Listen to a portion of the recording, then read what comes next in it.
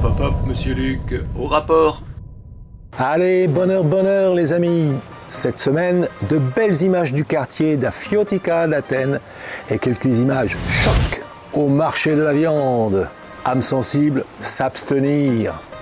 Mais pour vous en remettre, on finira l'année à l'Acropole. Allez, en route pour le quartier d'Anafiotika, au pied de l'Acropole.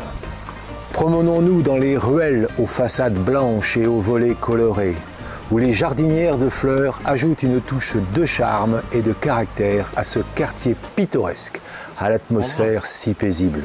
Son histoire remonte au XIXe siècle, lorsque les ouvriers, venus de l'île d'Anafi, ont été employés pour construire le palais royal. Après l'achèvement de la construction, certains de ces ouvriers ont décidé de s'installer dans la région et ont construit des maisons dans le style traditionnel des Cyclades. Tranquillement, en quelques minutes, retrouvons les quartiers trépidants d'Athènes en nous dirigeant vers Omonia et les halles centrales qui abritent en particulier le marché à la viande. Âme sensible, s'abstenir.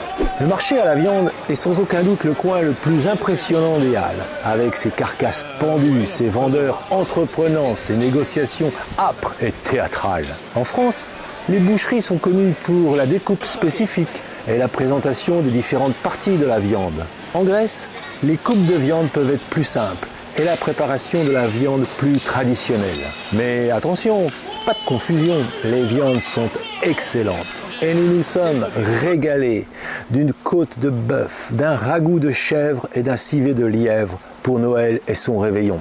Si vous aimez le street food, alors le marché d'Athènes est fait pour vous. Car devant de nombreuses étals, vous pourrez vous restaurer dans cette incroyable ambiance.